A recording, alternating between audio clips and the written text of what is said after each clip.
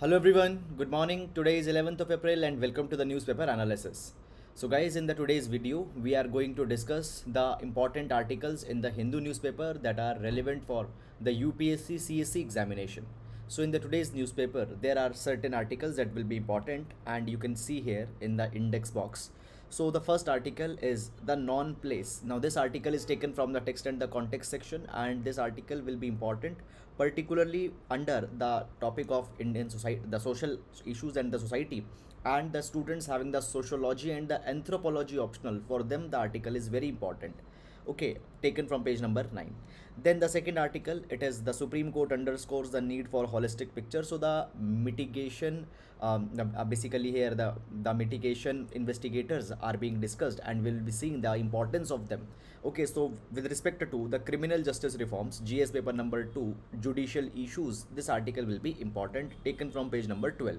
Then the third article, getting serious about supporting the care economy. So this article is talking that how we need to recognize the care workers and certain reforms in that particular direction. This article will be important under the social justice, GS paper number 2. Then the next article, it is talking about the sanctions as how they impact both the state which is sanctioning and the state which has been sanctioned.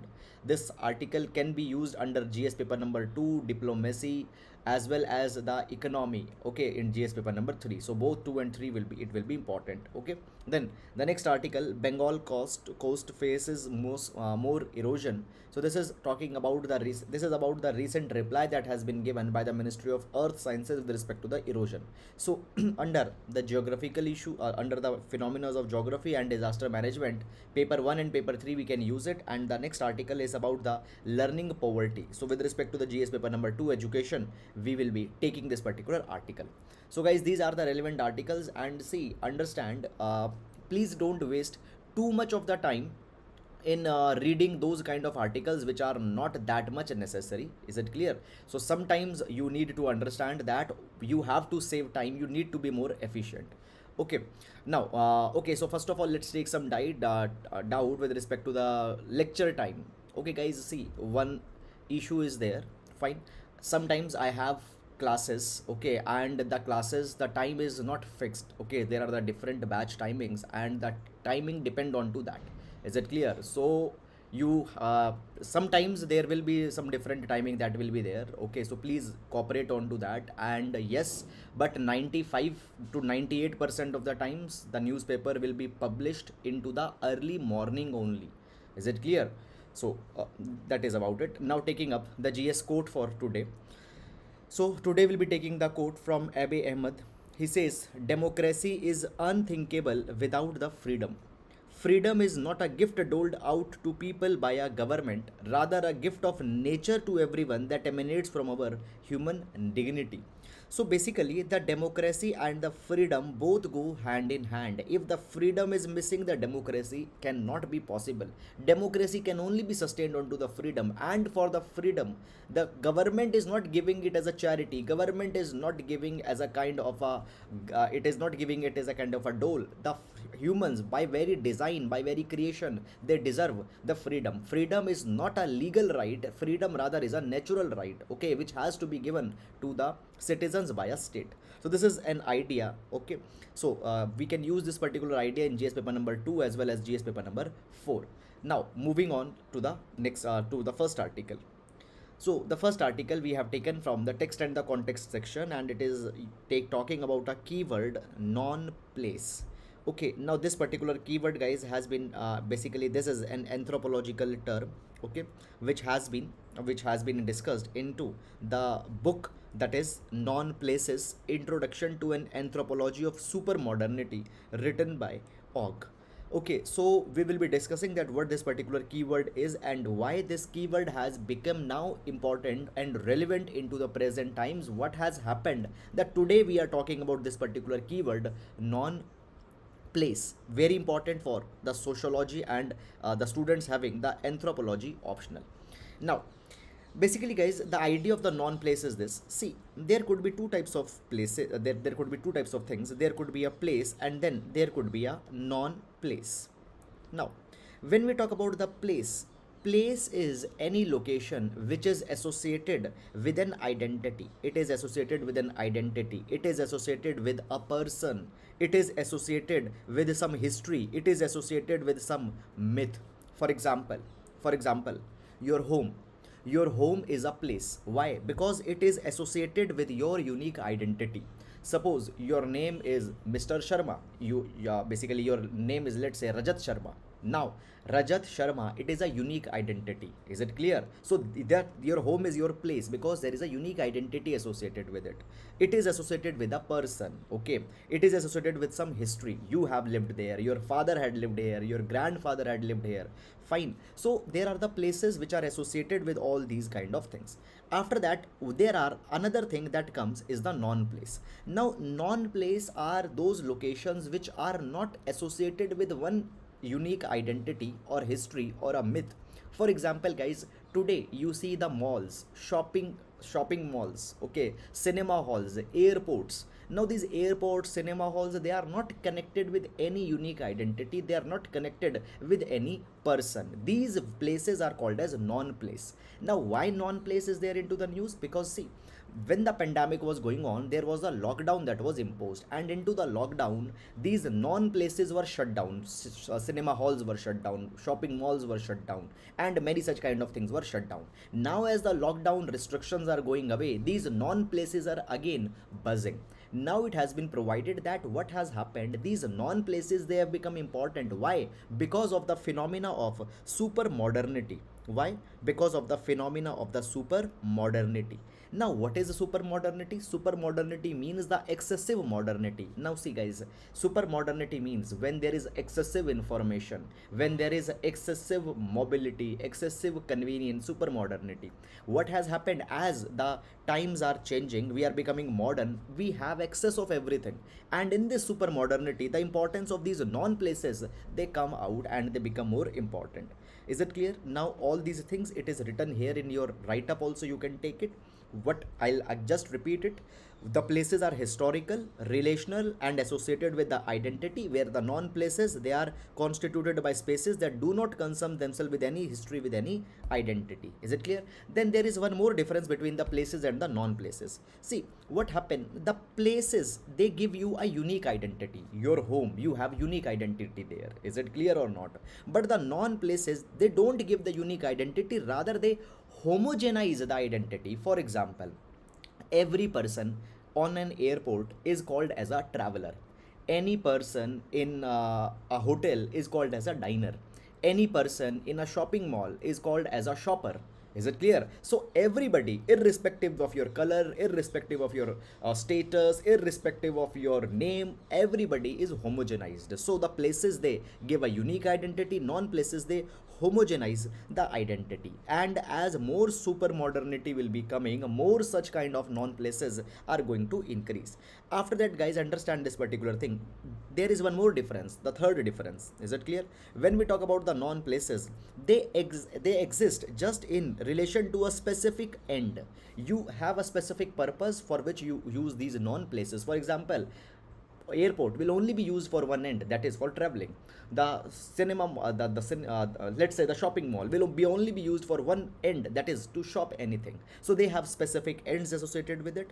Moreover, it has been provided when that there the non-places are, the people, different people, they come into a kind of a contractual relation. There is a contract that exists for a temporary time duration. For example, you went to a shopping mall, and now you are paying your bill. So when you and the cashier, they are there, you are into a contractual relation, and this relation will just be existing like for 1 minute. You will not be talking with each other. The cashier is obligated to perform certain operations. You are obligated to reciprocate in a particular way, and that relation will end there. So contractual relations are there. Is it clear or not? It has been provided that the identity of an individual, that is your identity, which is not unique, by the way, your identity as a customer, your identity as a user, fine, it will be very temporary. Okay, these identities will be imposed on you and will be erased the moment you will leave that particular location. The moment you enter you enter an airport, an identity is given to you, you are a traveler. The moment you will leaving out of that airport, you will go to some other place, a new identity will be given to you. So these are the non places, and they have become very much pervasive. Okay, and now as these non places are opening up, so this thing is something that has come. I hope guys that you have understood it. So this is the most simplest explanation of this particular concept that could be given. Okay, so now we'll be moving to the next article.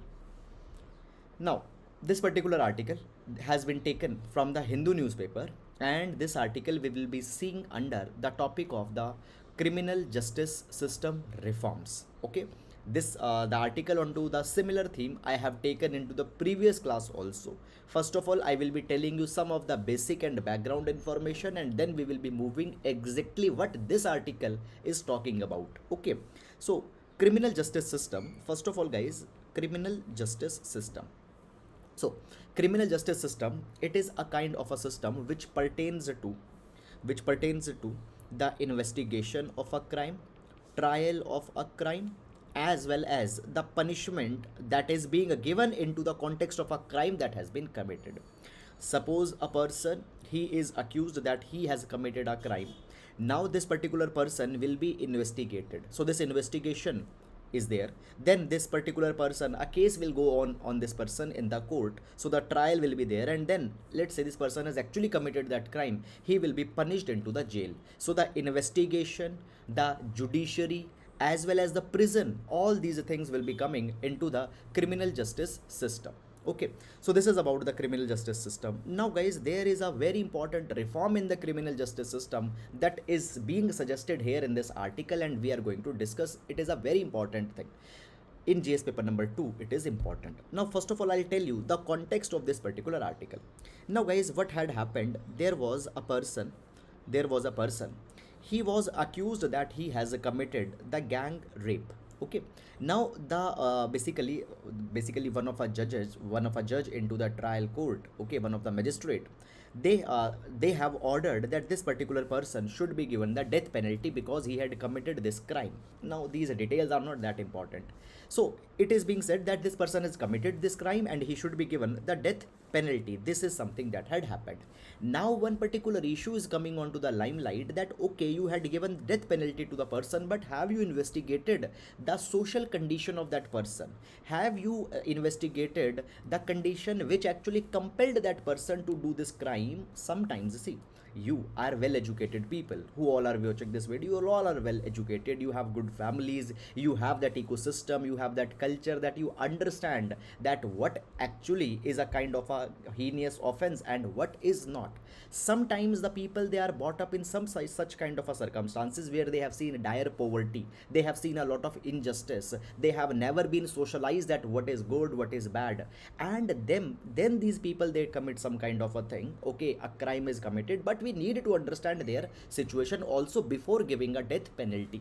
So this is an argument that has been centrally made in this particular article.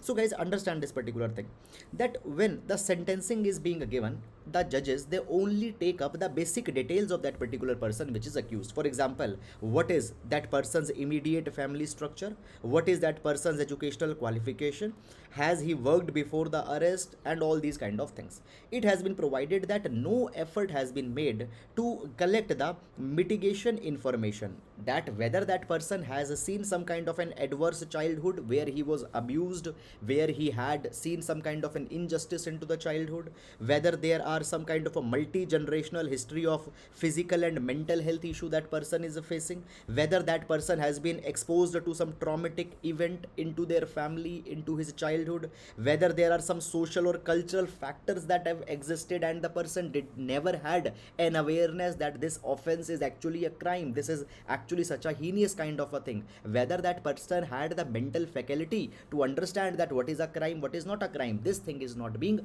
taken up. Is it clear or not? Now guys, the Supreme Court had recently suggested that the mitigating investigators are something that we need to use. Now what are these mitigating investigators? Mitigating investigators, these are the professionals who are qualified in social work, or the sociology, anthropology, criminology, psychology, and other social sciences. What these mitigating investigator do whenever a person is accused of some grave crime such as the murder, rape, or such kind of a crime where the death penalty could be given, these mitigating investigators will be going to those people, will be doing their interviews, and they will be studying their life before the crime that they committed, and they will try to understand that okay, whether the person was situated as the normal society is situated, or whether the person was situated in some different context. And after that particular thing, these mitigating investigators will be giving the report to the judges, and on the basis of that particular report, the judges will finally be giving the punishment. Is it clear or not? The judges will finally be giving the punishment. So this is the mitigating investigators role. Now guys, it has been provided that these mitigating investigators, either they are not there, they are not consulted, and even if the mitigating investigators are there, many a times the state is not giving them access to the person who has been accused to the crime. Now, so therefore we need to promote this concept of the mitigating investigator. Is it clear? So this is something that has been provided. Fine. So therefore guys, the mitigating investigators happen to be a very important linchpin, and they can make our criminal justice system more justice oriented, more humane, and this is something that is to be investigated. Supreme Court has suggested it. So guys, a very important dimension, and please do add it in your notes. So that is all about this particular article, and now we'll move to the next article. Okay, so this particular article we have taken from the editorial section, getting serious about supporting the care economy. Okay, now this particular article will be seeing under GS paper number 2, social justice. Already we have discussed it into the index. Now before going on guys, in this particular article I will be telling you some of the basic information. See, the care economy. What is a care economy, or what is the care work? What is the care work?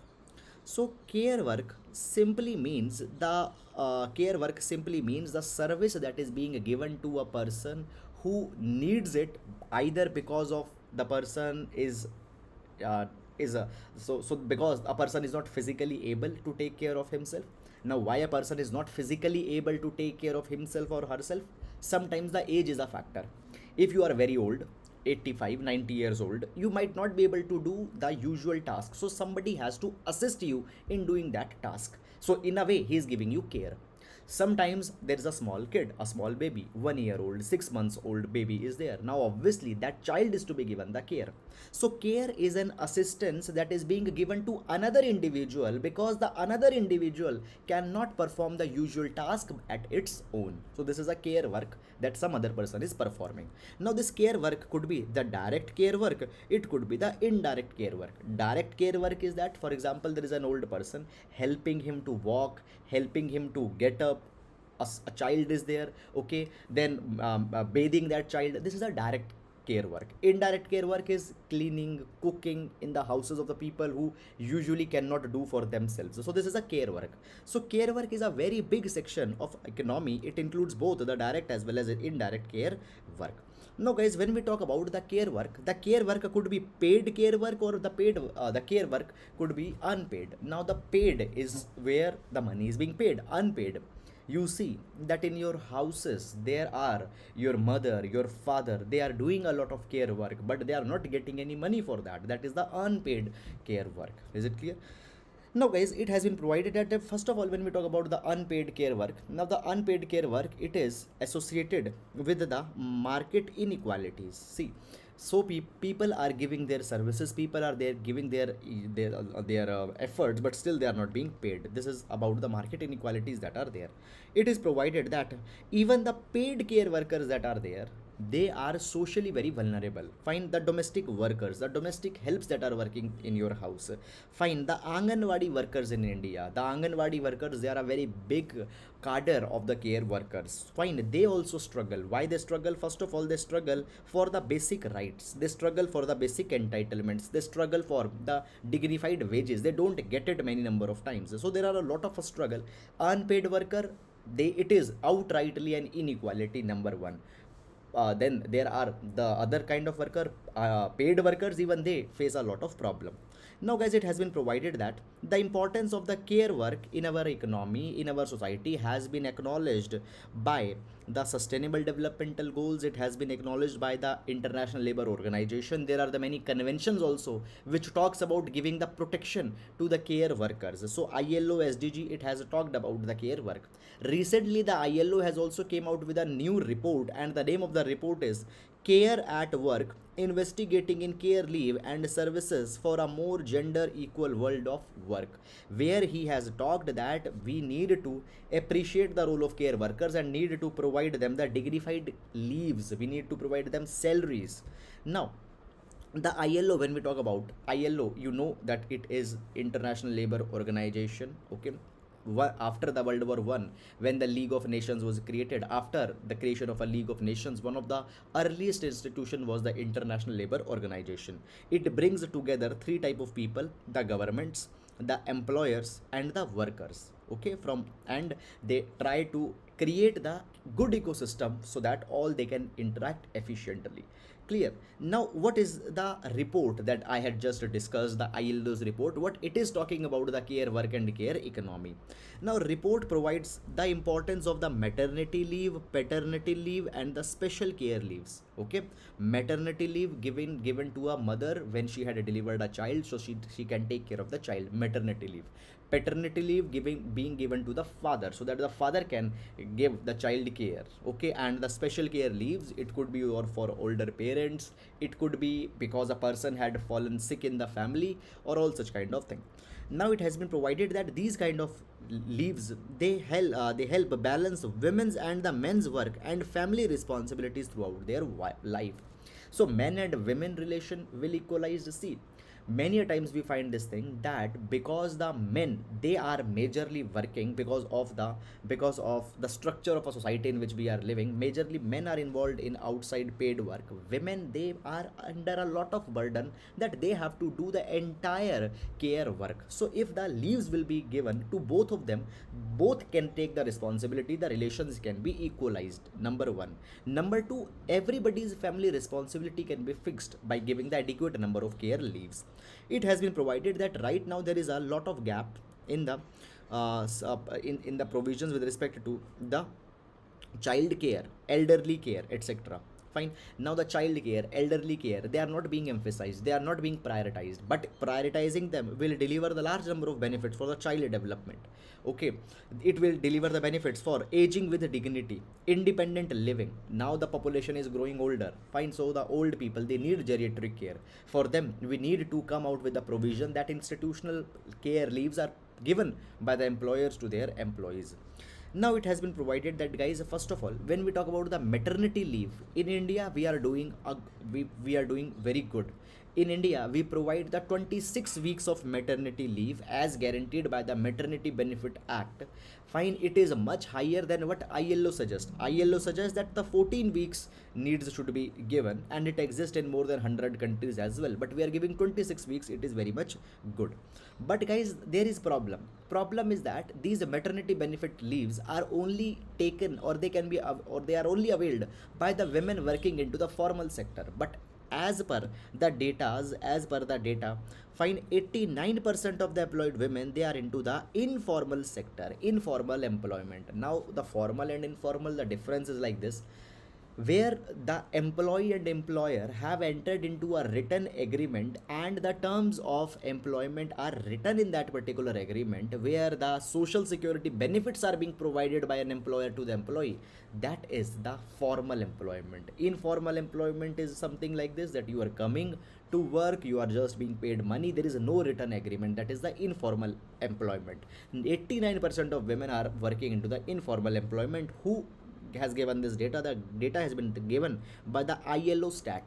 ILO stat, it is a central portal for labor statistics. So obviously these 89% women, they are not able to get the maternity benefit. Fine. After that, guys, when we talk about the paternal care, paternity leave, it is even not provided to the males. Fine, fine. Basically, in some of the government services, the child care leave are being provided, but strictly the paternity leave on par with maternity leave is not provided in India. After that, guys, it has also been provided that, see, we have a long history. We have the provisions with respect to the creches. Okay, in the factories, creche needs to be there. The institution hiring, let's say, more than 50 women, more than 50 employees, the creche needs to be there. But these things have not been implemented. Even, guys, when we talk about the Anganwadi workers, they do a lot of care work. They are the linchpins into the rural into the rural care sector, but still they are not they have not been recognized as the regular workers. They have not been given the workers right, entitlements, etc. Fine. Now it has been provided that what we need to do. Now, first of all, according to the government of India's data, now, guys, this data is important. You can utilize it in your examination very directly. So according to the government of India's data, 2019 estimates, 26 lakh of the 39 lakh domestic workers in India, they are the female. So majority of care work is being done by the female. After that, guys, it has also been provided that, see, we have certain acts which protect the female workers at the workplace. For example, sexual harassment at workplace act is there. Fine. But at the same time there is no effort that is being made to ensure the decent work. There is no effort that ensures that the women are also provided all the dignified entitlements by the virtue of their motherhood, by the virtue of their special responsibilities that they have. We need to recognize the care workers. We need to promote the decent work for them. Fine, it will help us in meeting the SDG goals. It will help us in giving the basic human dignity. Now, the 5R framework has been suggested by the ILO. What is this 5R framework? Number one, recognize, reduce, and redistribute the unpaid care work. Recognize the unpaid care work, redistribute, give it to the male also. Male also need to do the care work. So recognize it, reduce it, redistribute it, and reduce it. Fine, and then rewarding the care worker and representation of the care worker into the social dialogues, into the corrective bargaining, recognizing them as a kind of a labor union. This is something which is being suggested by the ILO, the 5R framework. Very important. Directly you can utilize it in your answer as a meaningful way forward, as a meaningful suggestion. Please do right away note down this particular line, the ILO's 5R framework. Fine. So that is all, guys, about this particular article. I hope that you have understood it, and now we'll be moving to the next article.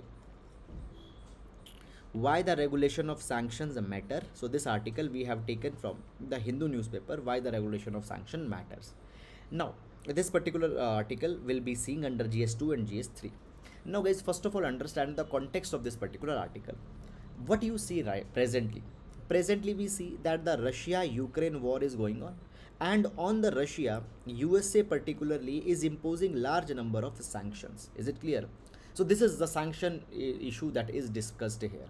Now, guys, the sanction is actually imposed on a country so that a country adhere to the international norm. Okay. Now, first of all, when we talk about the sanctions, this article is saying that these sanctions are not the effective tool.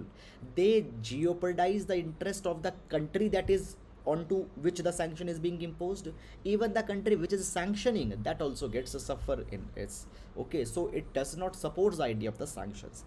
It says that sanctions not only lead to economic harm, but also they have the legal consequences onto the sanctioning states.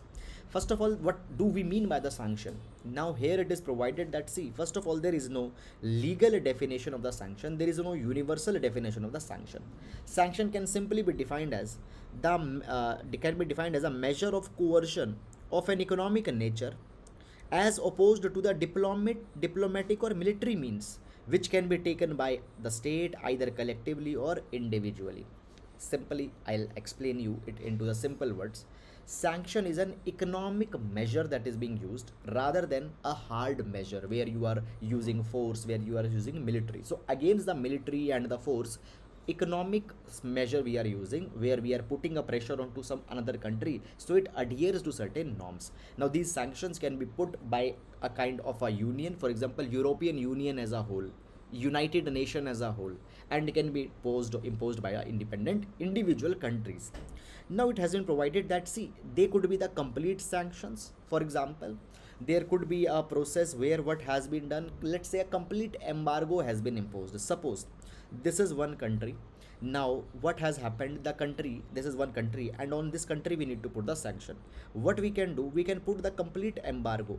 Nothing will go here to reach, nothing will reach this country, nothing will leave the territory of this country. Complete embargo is there. Then there could be some partial interruptions also there. Could, for example, we will restrict all the rails that are entering into the country. We might restrict their sea access, we might restrict their air access. Airspace around the neighboring countries can be closed. Obviously when the airspace by the neighboring country is closed, obviously no airplane can leave, no airplane can enter. So there could be complete sanction, there could be the partial sanctions. Fine. Now guys, when we talk about the sanctions, since 1996, the United Nations Security Council, it has established 30 regimes of the sanctions, and there are the different type of sanctions, partial, complete, okay, and all those kind of things. Now it has been provided that today there are the 14 United Nations supported programs of sanctions that are going on. They are now, these sanctions are actually guys administered by the sanctions committee chaired by a non-permanent member of the United Nations Security Council. In order to make this understandable, I'll add certain points. See, you might be knowing that presently for 2 years, 21 and 2022, what India is doing, India is actually in the non-permanent seat of the United Nations Security Council. In UNSC, there are the 15 members that are there. 5 are the permanent member, 10 are the non-permanent member. These 10 members are chosen for a term of 2 years. Right now, India has been in a non-permanent member. By the way, one fact for prelims, this is the 7th time that India got the term of 2 years. This term will be from 2021 to 2022. Now as India is into the non-permanent member in the UNSC, and these non-permanent members, they chair the sanction committee. India is also chairing a sanction committee, that is the sanctions committee on the Taliban. Fine. So these sanctions committee are chaired by them. Okay, Russia is a permanent member. Russia has a veto in the United Nations Security Council. 5 permanent members are there. Now these 5 permanent members, sometimes they can veto certain sanctions, and the Russia is putting a lot of effort that all the sanctions that are being imposed on Russia right now by the West, by the USA, it should be stopped. Now when we talk about the role of USA, historically USA has championed the category of putting the sanctions. It have put embargoes, sanctions on many of the countries till time. Clear? Fine. When we talk about the sanctions, guys, in 1985 against the government of Nicaragua, a huge sanction was imposed by the USA. Now in the sanction, guys, actually sanctions, they have a lot of on them legal challenges have also been imposed. For example, the International Court of Justice. International Court of Justice, it is an organ under the United Nations. United Nations have 6 organs. Out of that, International Court of Justice is under the UN. UN had condemned the USA on the economic sanctions that it has imposed. Fine. Fine. Then there is a Bank Malat case where the UK's government was criticized for the economic sanctions that had happened. Even the Iranian bank had claimed the money from the UK, that because of the sanctions they have suffered a loss. So there are the legal challenges that have come to the sanction. So therefore it has been provided that when we talk about the sanctions, it should not be imposed as a usual exercise. They should be taken as a last resort. Moreover, there needs to be a proper notification. There needs to be a basic legal due process which should be used before imposing the sanction. Proper announcement needs to be there. Sanction should not be imposed in a hurried manner. So this is all which has been provided in this particular article. So that is about it, guys. I hope that you have understood it, and now we'll move to the next article. Now this article is taken from the Hindu newspaper. Bengal coast faces most erosion. Now this article will see under the GS paper number 1, geographical phenomena and the disaster management, in GS paper number 3. Now first of all, I'll tell you certain context that what has happened and what is the issue.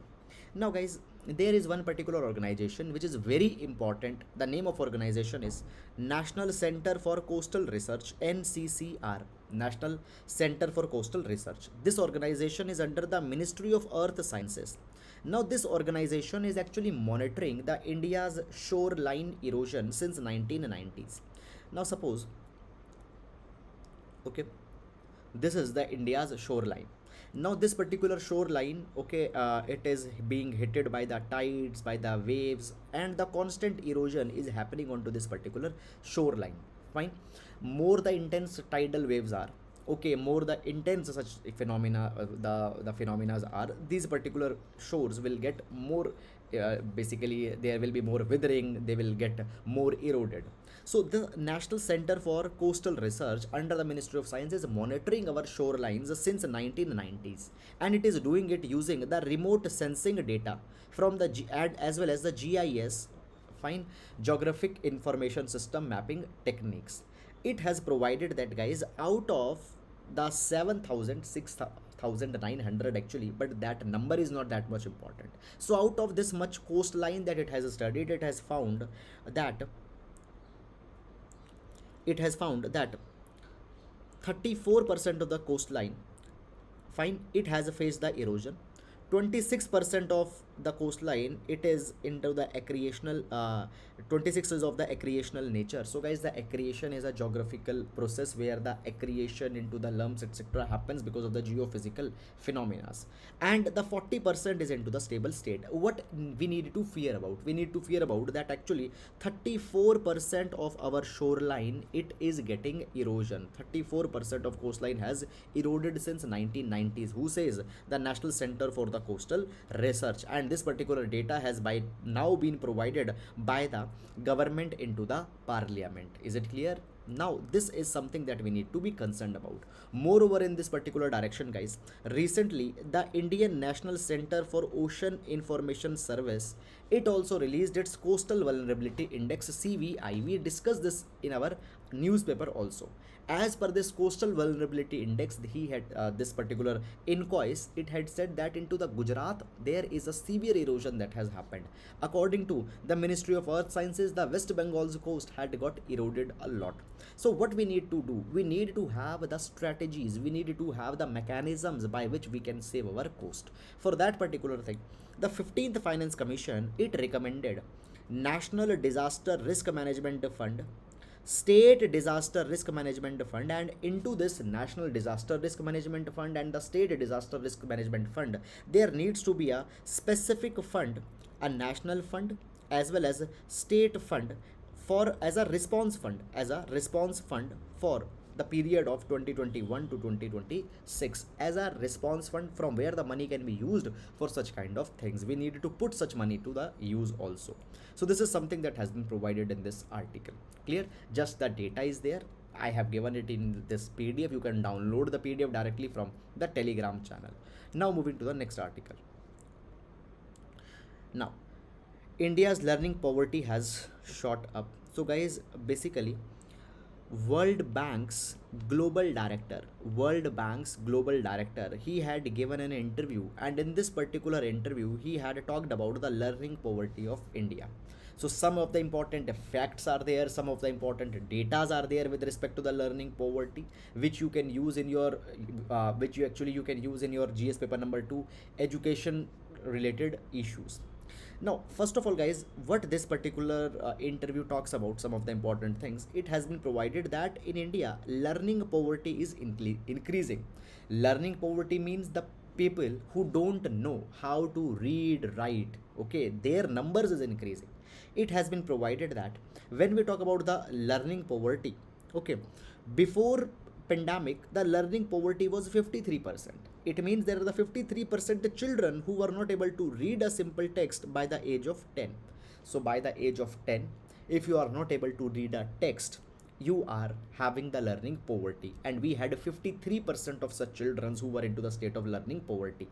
After the pandemic, because the schools have been closed for a very long period of time, it has been said that this learning poverty has increased to 70% from the 54%, and it is something that we need to be concerned about. Moreover, according to the Pratham NGO's ASER report, ASER, it stands for Annual Status of Education Report. According to this ASER report by the Pratham, it has been said that the students into the grade 3 who were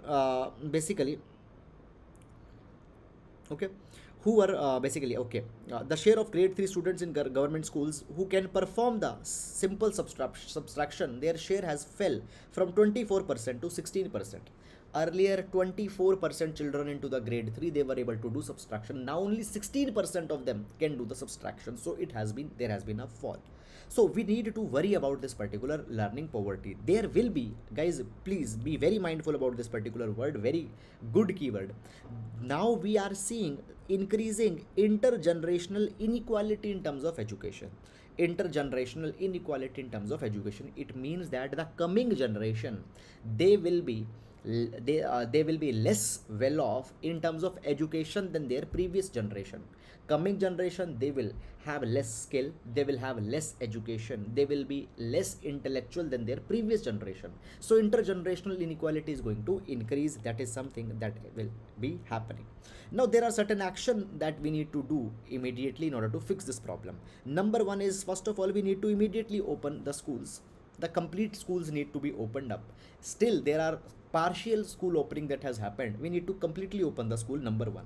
Secondly, there needs to be the aggressive enrollment into the school. Fine, gross enrollment ratio of India into the primary education reached nearly 100% before the pandemic, but now the enrollments have went down, the children, they have dropped, and they are doing child labor. So aggressive enrollment campaign needs to be there. After that, we need to assess the learning. Fine, for 2 years the children had not attended the school. We need to assess the every child, and we need to see that what is their learning status as of today, and on the basis of that only the intervention strategies need to be there.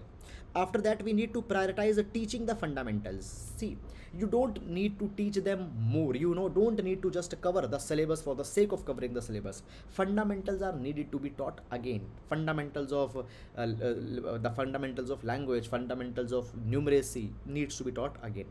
Then basically it has been provided that instructional time needs to be increased so that the students can catch up the learning. Okay, teachers need to give more time, and for that the teachers need to be given much more resource. Fine. Moreover, guys, there are certain other phenomena that have also happened. Fine. We find that after this particular pandemic, many of the private schools, they have been closed because they were not able to function into the time of the pandemic. At the same time, we also say that the parents, they don't have resources to pay the fees for the children if the children was going to the private school.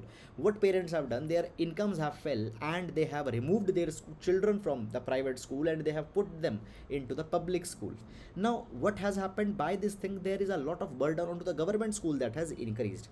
In a way it is good, okay, because the government school, they are under a burden, they might perform good, okay, and the remaining private schools, they also have to perform good.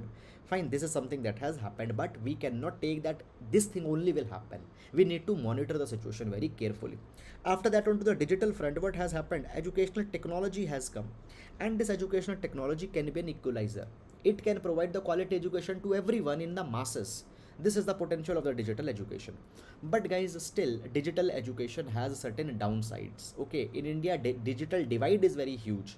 Okay, the network accessibility is not very much good, so the negatives of the digital divide are also needed to be taken in account, and they are needed to be tackled.